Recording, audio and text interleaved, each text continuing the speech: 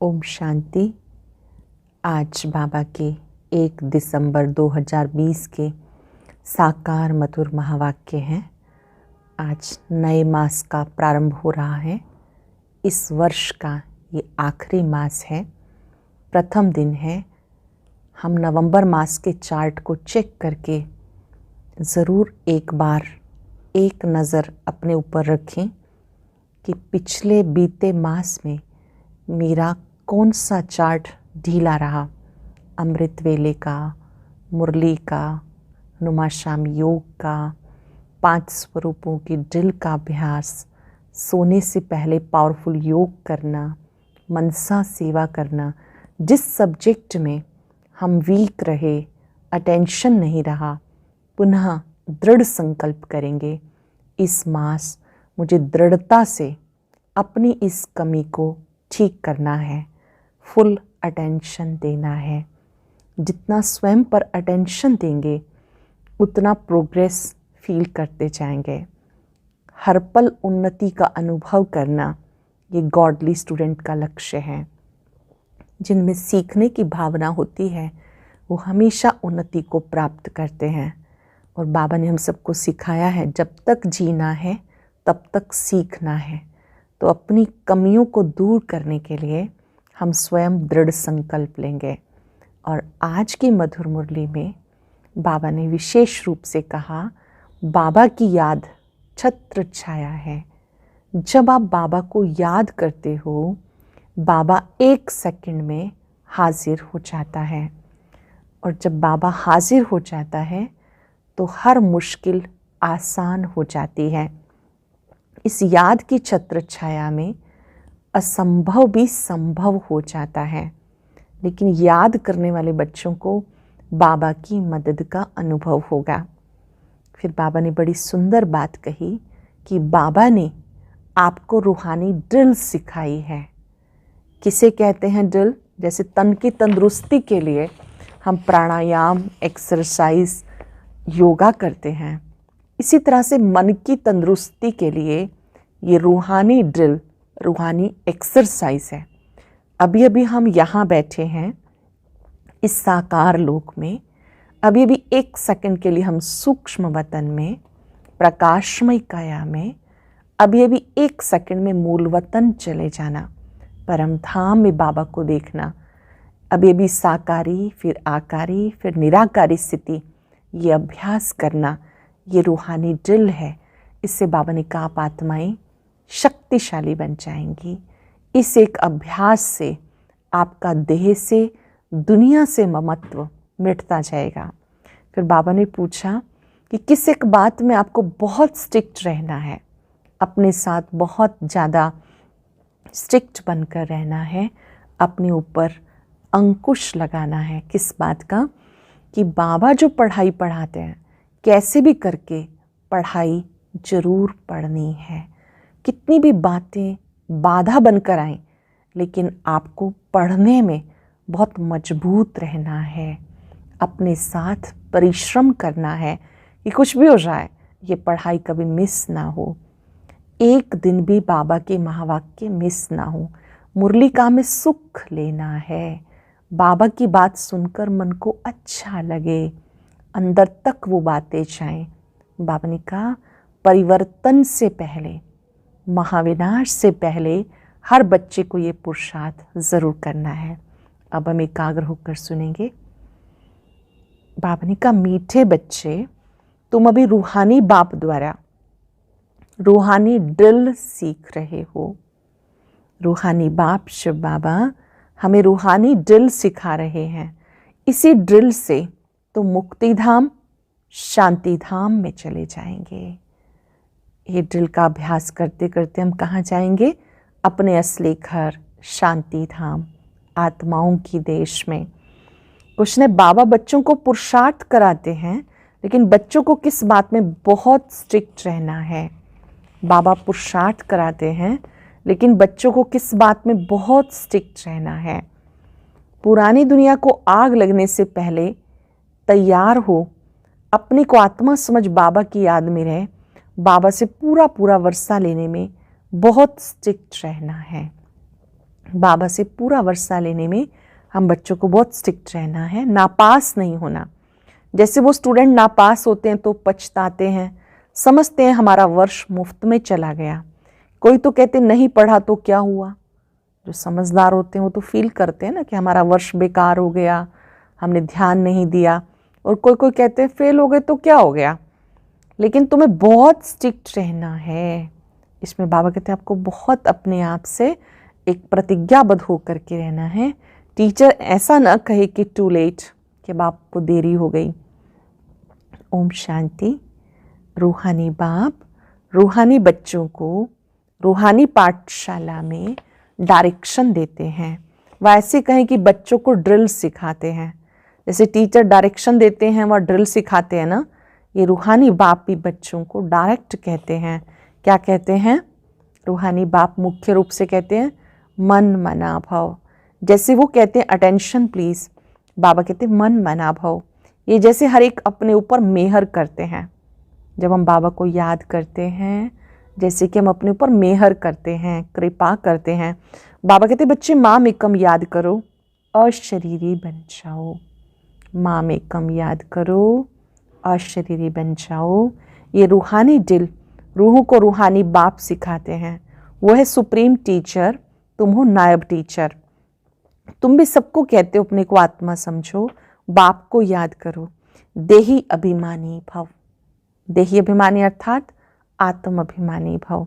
मन मनाभव का अर्थ भी ये है, डायरेक्शन देते हैं बच्चों के कल्याण के लिए। खुद किसी से सीखा नहीं है, बाबा कभी किसी से सीखे नहीं। और तो सब टीचर्स खुद सीख कर फिर सिखाते हैं। ये तो कहीं स्कूल आदि से पढ़कर सीखा नहीं, ये सिर्फ सिखाते ही हैं। बाबा किसी से सीखते नहीं हैं। जैसे हम राजयोग बाबा से सीख रहे हैं तो कोई सोचे कि बाबा को भी किसी ने ट्रेनिंग दी होगी, ऐसा नहीं। मान लीजिए आपने राजयोग सीखा, किसी ना किसी दीदी ने आपको सिखाया, दीदी ने भी किसी से सीखा, कोई ना कोई निमित्त माध्यम बना, पर शिव बाबा को किसी ने नहीं सिखाया। वो सबको सिखाने वाला है। कहते मैं तुम रूहों को रूहानी ड्रिल सिखाता हूँ। वो सब जिस्मानी बच्चों को जिस्मानी ड्रिल सिखाते, उनको ड्रिल आदि भी शरीर से करनी होती है। इसमें तो शरीर की कोई बात ही नहीं। बाबा कहते मेरा कोई शरीर नहीं, मैं तो ड्रिल सिखाता हूँ, डायरेक्शन देता हूँ। उसमें ड्रिल सिखाने का ड्रामा अनुसार पार्ट भरा हुआ है, सर्विस भरी हुई है। आते ही हैं ड्रिल सिखाने। तुमको तमो प्रधान से सतो प्रधान बनना है। ये बहुत ही सहज है, सीढ़ी बुद्धि में है। कैसे 84 का चक्र लगाए फिर नीचे उतरे हैं। बाबा कहते तुम्हें वापस जाना है। ऐसे और कोई अपने को फॉलोअर्स को या स्टूडेंट को नहीं कहेंगे कि रूहानी बच्चे वापस जाना है, और कोई भी ये बात नहीं कहता कि वापस जाना है, सिवाय रूहानी बाप के कोई समझा ना सके। बच्चे समझते अब हमें वापस जाना है। दुनिया ही अब तमो प्रधान है, अब सतो प्रधान दुनिया के मालिक थे, फिर 84 का चक्र लगाए, तमो प्रधान दुनिया के मालिक बने। यहाँ दुख ही दुख है। बाबा को कहते हैं, क्या कहते हैं? दुख हरता सुख करता। अर्थात तमो प्रधान से सतो प्रधान बनाने वाला एक बाप है। बच्चे समझते हमने बहुत सुख देखे हैं, कैसे राजाई की वो याद नहीं, परंतु एम ऑब्जेक्ट सामने है, वो है ही फूलों का बगीचा। अब हम कांटे से फूल बन रहे हैं। तुम ऐसे नहीं कहेंगे कि कैसे निश्चय करें। बाबा कहते आप कभी ऐसा नहीं कहेंगे कि कैसे निश्चय करें। अगर संशय है तो विनश्यंती। स्कूल से पैर उठाया तो पढ़ाई बंद हो जाएगी, पद भी विनश्यंती हो जाएगा, बहुत घाटा पड़ जाएगा। अगर बाबा कहते बुद्धि हट गई पढ़ाई से, पैर भी हट गए, पढ़ना छोड़ दिया, तो क्या होगा? घाटा पड़ जाएगा, प्रजा में भी कम पद हो जाएगा। मूल बात है सतो प्रधान पूज्य देवी देवता बनना। अभी तो देवता नहीं होना। तुम ब्राह्मणों को समझ आई, ब्राह्मण ही पढ़कर बाबा से ड्रिल सीखते हैं।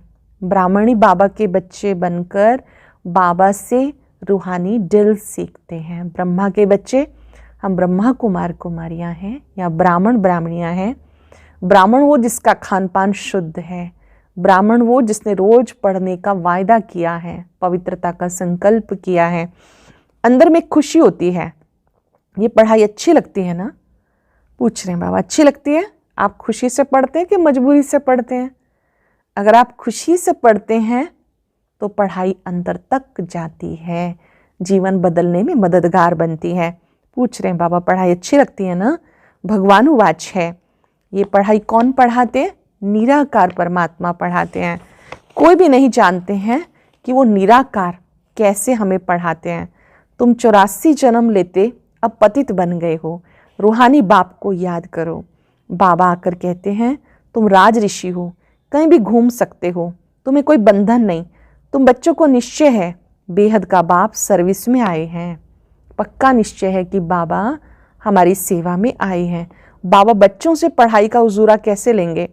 टीचर के ही बच्चे होंगे तो फ्री पढ़ाएंगे ना? ये भी फ्री पढ़ाते हैं।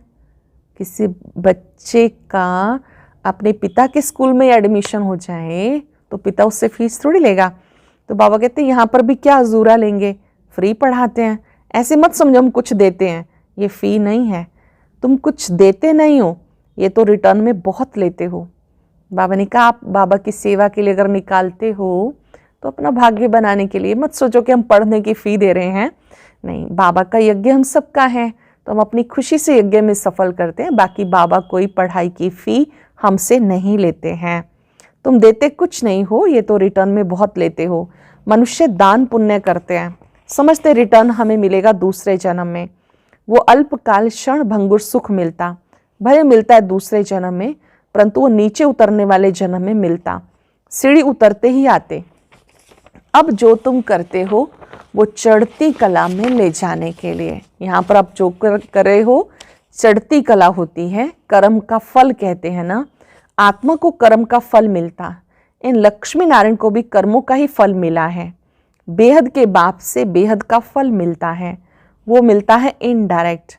ड्रामा में नूंद है, ये भी बना बनाया ड्रामा है। जानते हो हम कल्प के बाद आकर बाबा से वर्षा लेंगे। बाबा हमारे लिए बैठ स्कूल बनाते हैं, वो गवर्नमेंट के हैं जिस्मानी स्कूल, जो भिन्न भिन्न प्रकार से आधा कल्प पढ़ते आए। अब बाबा 21 जन्मों के लिए सब दुख दूर करने के लिए पढ़ा रहे हैं। बाबा क्यों पढ़ा रहे हैं? कि हमारे 21 जन्मों के लिए सारे दुख दूर हो जाएं। वह तो है राजाई, उसमें नंबरवार तो आते ही हैं। जैसे यहाँ भी राजा रानी वजीर प्रजा आदि सब नंबरवार हैं। यह पुरानी दुनिया में, नई दुनिया में बहुत थोड़े होंगे, वहाँ सुख बहुत होगा। तुम विश्व के मालिक बनते हो, राजाएं महाराजाएं होकर गए, वे कितनी खुशियाँ मनाते। बाबा कहते उनको तो नीचे गिरना ही है, गिरते तो सब है ना। देवताओं की भी आहिस्ते आहिस्ते गिरती कला होती है, परंतु वह रावण राज्य ही नहीं, इसलिए सुख ही सुख है। यहाँ है रावण राज्य, तुम जैसे चढ़ते हो ऐसे गिरते भी हो। आत्माएं भी नाम रूप धारण करते करते नीचे उतर आई। ड्रामा प्लान अनुसार कल्प पहले माफिक गिरकर तमो प्रधान बन गए। बाबा कहते गिरना भी ड्रामा में नूंद है। आप तो सतयुग त्रेता में राज्य करते थे, धीरे धीरे द्वापर में आ गए, फिर कलयुग में आ गए, अब फिर चढ़ने का समय है। कामचिता पर चढ़ने से दुख शुरू होता, अब है अति दुख, वहां फिर अति सुख होगा। तुम राज ऋषि हो, उनका है हठ योग। तुम कोई से भी पूछो रचता और रचना के आदि मध्यंत को जानते हो तो नहीं कह देंगे, पूछो वो तो जानते होंगे। खुद ही नहीं जानता तो पूछ कैसे सकते? जानते हो ऋषि मुनि आदि कोई भी त्रिकालदर्शी नहीं थे, बाबा हमें त्रिकालदर्शी बना रहे हैं। बाबा ने तीनों कालों का हमें ज्ञान दिया है। ये बाबा जो विश्व का मालिक था, इनको भी ज्ञान नहीं था। इस जन्म में भी 60 वर्ष तक ज्ञान नहीं था। जब बाबा आए आहिस्ते आहिस्ते ये सब सुनते आते। जब शिव बाबा ने ब्रह्मा तन में प्रवेश किया तो ब्रह्मा को भी सारा ज्ञान किसने दिया? शिव बाबा ने। 60 वर्ष तक तो कुछ मालूम ही नहीं था। जब बाबा आए इनके तन में शिव बाबा, तो बाबा ने एक एक बात स्पष्ट की। आहिस्ते आहिस्ते ये सब सुनाते जाते हैं। भले निश्चय बुद्धि हो जाते, फिर भी माया बहुतों को गिराती रहती है। नाम नहीं सुना सकते, नहीं तो ना उम्मीद हो जाएंगे।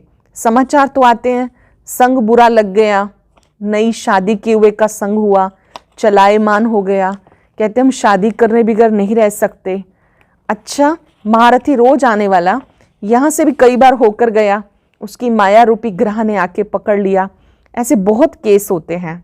अभी शादी नहीं की, माया मुंह में डालकर हप कर रही है। बाबा बता रहे हैं कि कोई कोई संकल्प लेते हैं कि हम बाबा के कार्य में सहयोगी बनेंगे, कुमार जीवन जिएंगे या कुमारी जीवन। फिर किसी का संग लग जाता है, सोचते हैं शादी कर लेते हैं। बाबा कहते कि ऐसे बहुत हैं जो चलते चलते मन बुद्धि से फिर निर्णय बदल लेते हैं। माया बहुतों को खींच लेती है, माया मुंह में डालकर हप कर लेती है।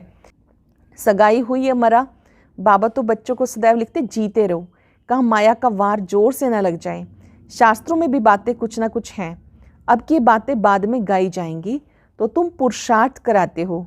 ऐसा ना हो कहाँ माया रूपी ग्रह हप कर ले। किस्म किस्म से माया पकड़ती है। मूल है काम महाशत्रु है, इससे अपनी संभाल करनी है। पतित दुनिया सो पावन कैसे बन रही है, तुम देख रहे हो। मूंझने की बात ही नहीं, सिर्फ अपने को आत्मा समझ बाबा को याद करने से सारे दुख दूर हो जाते हैं। दुख दूर करने का उपाय क्या है? अपने को आत्मा समझ बाप को याद करो, सारे दुख दूर हो जाएंगे। बाप ही पतित पावन है, ये है योग बल। भारत का प्राचीन राजयोग बहुत मशहूर है। समझते क्राइस्ट से 3000 वर्ष पहले पैराडाइज था। ज़रूर वो कोई धर्म नहीं होगा, कितनी सहज बात है, परंतु समझते नहीं। अब तुम समझते हो वो राज्य फिर से स्थापन करने के लिए बाबा आया है। ये ऊंचे से ऊंची पढ़ाई है, जैसे कल्प पहले समझाया था वैसे ही अब समझाते हैं। ड्रामा की टिक टिक चलती रहती है, सेकंड बाय सेकंड जो बीता सो 5000 वर्ष के बाद रिपीट होगा। दिन बीतते जाते ये ख्याल किसी की बुद्धि में नहीं है। सतयुग, त्रेता, द्वापर, कलयुग बीत गया, वो रिपीट होगा। बीता भी वही जो कल्प पहले बीता था। बाकी थोड़े दिन हैं, वो लाखों वर्ष कह देते, उसकी भेंट में तुम कहेंगे बाकी कुछ घंटे हैं। ये भी ड्रामा में बंधन है, जब आग लग जाएगी तब जागेंगे। ये भी ड्रामा में नूंद है। जब ड्रामा में बाबा कहते जिसका पार्ट होता है तब वो आत्मा ज़रूर जगेगी, फिर टू लेट हो जाते हैं। बाबा पुरुषार्थ कराते हैं, तैयार होकर बैठो। टीचर को ऐसा ना कहना पड़े टू लेट। नापास होने वाले बहुत पछताते हैं, समझते हैं कि हमारा वर्ष मुफ्त में चला जाएगा। कोई तो कहते हैं नहीं पढ़ा तो क्या हो गया। तुम बच्चों को बहुत स्ट्रिक्ट रहना चाहिए। कई कहते मुरली नहीं सुनी तो क्या हुआ, योग नहीं किया तो क्या हुआ। बाबा कहते इस मामले में आप बच्चों को बहुत मजबूत बन के रहना है। हम तो बाबा से पूरा वर्षा लेंगे। अपने को आत्मा समझ बाबा को याद करना है। इसमें कोई तकलीफ होती है तो बाबा से पूछ सकते हो, ये मुख्य बात है। पढ़ने में कोई तकलीफ है, याद करने में तकलीफ है तो पूछो, ये मुख्य बात है। बाबा ने आज से 5000 वर्ष पहले भी कहा था माम एकम याद करो। क्या कहा था? माम एकम याद करो। अभी तुम बच्चों को एक बाप को ही याद करना है। बच्चे भी बाप की याद में रहते हैं तो विकर्म विनाश होते हैं। बच्चा हो जाता है तो स्त्री की याद भूल जाती है, फिर मित्र संबंधी ससुर घर की याद आती है। पहले स्त्री जिसे बहुत समय साथ दिया, ये भी ऐसे है। पहले स्त्री की याद आती, फिर बच्चे की याद आती, फिर मित्र संबंधियों की याद आती। तुम कहेंगे हम देवी देवताओं के साथ बहुत समय थे, ऐसे तो कहेंगे शिव बाबा के साथ बहुत समय से प्यार है, जिसने 5000 वर्ष पहले भी हमें पावन बनाया था। कल्प कल्प आकर हमारी रक्षा करते हैं, तभी उन्हें दुख हरता सुख करता कहते हैं। तुमको बड़ा लाइन क्लियर बनना है, बहुत बुद्धि की लाइन क्लियर रखनी है। अपनी बुद्धि को दे और दे के संबंधों में नहीं फंसाना। बाबा कहती इन आँखों से जो तुम देखते हो वो कब्र दाखिल हो जाना है।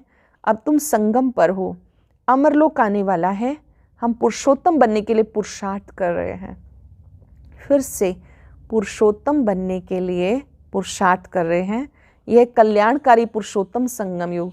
दुनिया में देखते रहते हो क्या क्या हो रहा है। बाबा आया हुआ है तो पुरानी दुनिया भी खत्म होने की है।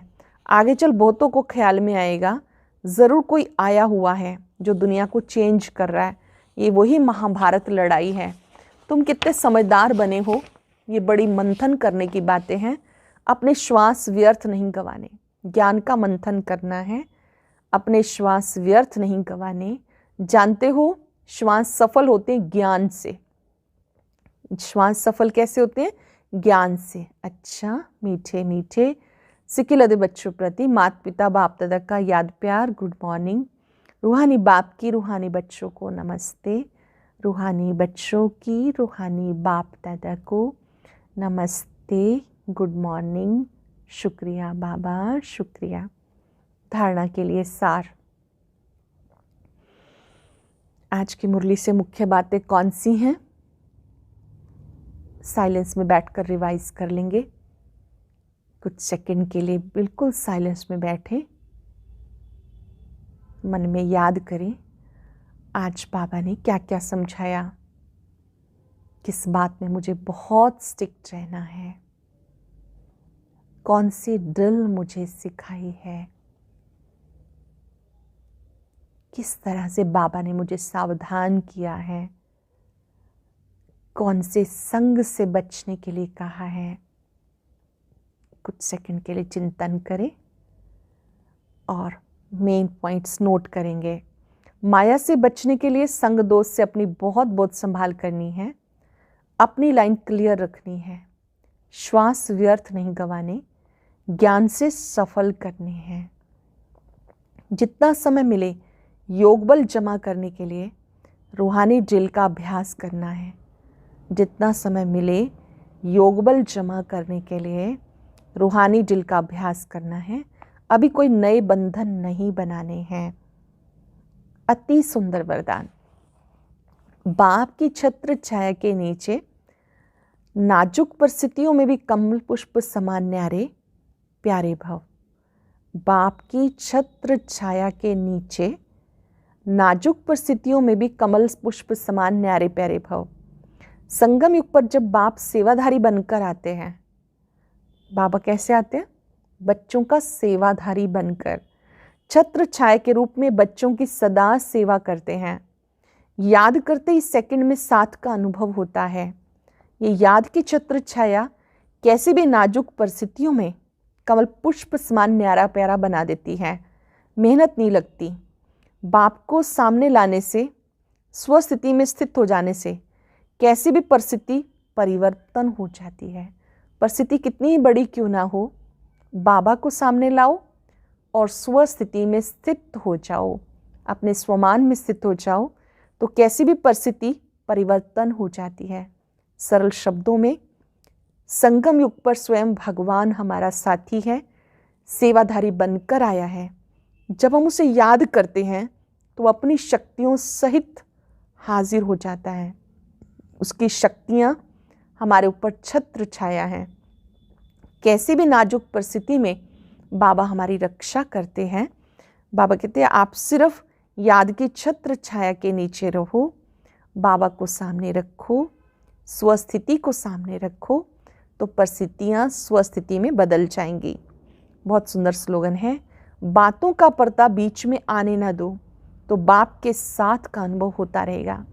बातों का पर्दा बीच में ना आ जाए तो बाप के साथ का अनुभव होता रहेगा। आज हम सुंदर सुखद अनुभूति करेंगे। बाबा की याद मीठी छत्र छाया है। ओम शांति। आज की अव्यक्त मुरली जरूर सुने। उसके लिए ऊपर दिए गए बॉक्स को टच करें।